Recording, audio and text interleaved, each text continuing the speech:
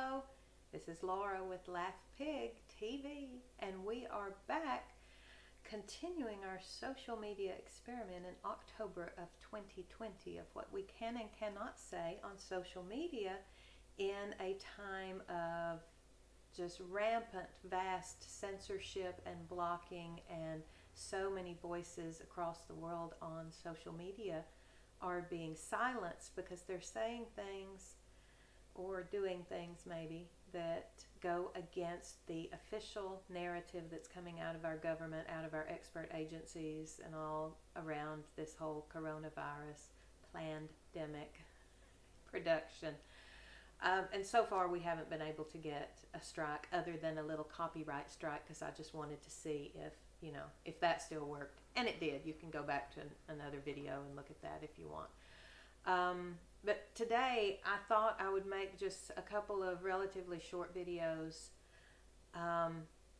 maybe on some of the facts. I'm going to allow the fact checkers to just take some of this stuff and run with it, and we'll see what we come up with. It seems that as long as we plod along, as long as we average Joe Americans plod along with our blinders on, like they put on horses that are dragging a carriage, because you don't want the horses to be able to see what's over there or what's over there, because it might be interesting and they may go that way.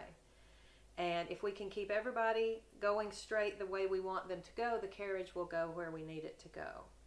And I think that perhaps our mainstream news media and the things we're allowed to be told by our news outlets keep some blinders on us, because it does tell us some stuff. We get to see this, but we don't get to see that, and we don't get to see that. So I'm kind of hoping I can share a couple of videos that may share a little bit of that and a little bit of that, and let's see if that's okay to be put out on social media. One thing I have my handy dandy iPad here with all of the access to everything in the world that we can get access to via the internet. If you watched my video where I asked if I could read some possibly fake news, this was an email that was shared with a lot of alternative news outlets that have been censored by YouTube, by Facebook, by Twitter, that supposedly came from an anonymous source in the Canadian Parliament that shared the ongoing COVID-19 epidemic plan agenda that's moving forward, and what's going to be happening in Canada between now and about summer, late summer next year. And a lot of it was really scary, with government stepping in and taking over pretty much everything and everybody being locked down. And it talked about the world debt reset that everybody, I won't say everybody, a majority, let's say a majority of working people, of taxpayers, are out of work because of what's going on with this planned pandemic. And when enough people are out of work, when lockdown has gone long enough and enough people are not able to support themselves, if the government stands up and says, we're going to take care of everything for you, we're going to wipe out your debt completely, you have no debt whatsoever, in exchange for that, you no longer own anything, and you cannot have any assets, and we're going to give you a check to live on. And as long as you go in line with our vaccine schedules and carry a health pass with you to show us that you're safe. If you're not safe and you don't go along with the program, we're going to put you in an isolation camp because you're not safe for the public. So I'm not going to go into every bit of that, but here's something that sometimes I find things that make me go, that doesn't make sense. And if it doesn't make sense, well, can I dig a little deeper into it? I have not dug deeper into this yet because I haven't had time, and honestly, I'm not that interested in it. I'm just trying to do this as a homeschool experiment for my child. But in the event you're interested in looking at numbers, if you're a numbers kind of person, and these are fascinating, this is the usdebtclock.org site. Anybody can access this. All of these crazy numbers that are constantly moving all the time tell a whole lot about the state of the United States and their finances. Right up here at the top, the great big one right there, is the U.S. national debt. $27 trillion. I'm not sure who we owe $27 trillion to, but that's a number that is climbing by $100,000 about every 3 seconds, it looks like. That's some fast spending happening, isn't it? Then we have U.S. federal spending, U.S. federal tax revenue, what's coming in, our gross domestic product, which is 19 trillion something or other. And what's cool too is, for those of us who really don't know what any of this stuff is, if you hit the little tab here at the top, that gives us a definition of what U.S. national debts are. They define each one of their little categories here, and so it's nice. That's nice that they tell you what's going on. So here we are in the United States, in the middle of a pandemic. Lots and lots of people are out of work. They actually tell you that here too. They talk about the U.S. workforce. Right now we have 147.5 million people working in the United States workforce. We have 12,500,000 that are officially unemployed right now. And the U.S. population, in case you want to know that, is 330,474,000 people right now.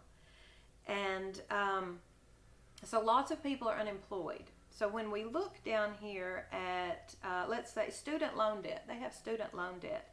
That is going up by $100,000, it looks like about every 30 seconds or so. So that's going up pretty quickly. The U.S. total debt, which is how much every United States family or family unit, whatever, has, and that's 84 trillion. That's quite a lot, isn't it? A lot of debt. Total personal debt for Americans, 20 trillion, 798 million, blah, blah, blah, blah. It's a lot of debt, and that's going up very quickly too. But then, here's where I get to what made me say, credit card debt.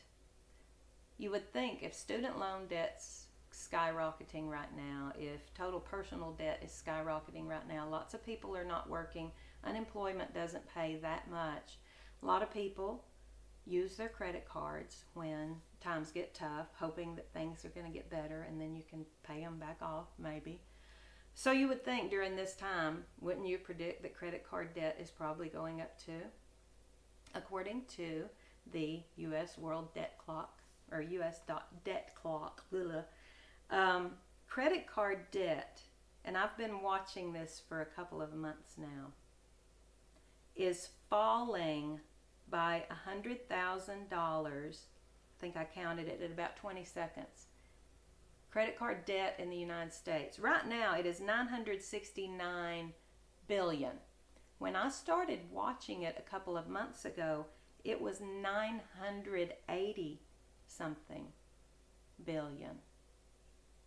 It's fallen by almost $20 billion. That many people have paid off their credit card debts here in the United States in the last 2 months of this pandemic. So I'm really curious to know why credit card debt is falling that quickly, if there's nothing weird happening behind the scenes with our money system in the United States. So there's that, and you can go look at it yourself, usdebtclock.org, if you're interested in some of these. They have all sorts of, they even have stuff down at the bottom, mortgage loan calculator, home sales, so you can see what home pricing and sales have been from 2005 until 2020 for new home sale price, existing home sale price, new home sales annual rate, new housing starts annual rate, existing home sales annual rate. So there's a lot of information to be had on this site, and it's really interesting. But it was a neat place for me to find something, that one thing, that credit card debt that's falling rapidly in the United States. And how is that happening? Is that outside the narrative? Did I take off a blinder and we can see something else that maybe we're not supposed to see? Let's see if the censors think anything about me questioning what's going on behind the scenes with our money systems here in the United States. Everybody's talking about that we're all going to eventually have to go to digital currency. Does it have anything to do with that? I don't know. Are you listening, fact checkers? Go check. Go check the usdebtclock.org and see if I'm right or not. Let me know. From Laugh Pig, I'm Laura with the continuing saga of our social experiment in October of 2020. What can we and what can we not say on social media? I'll be back shortly. We got a couple other topics to cover. See ya.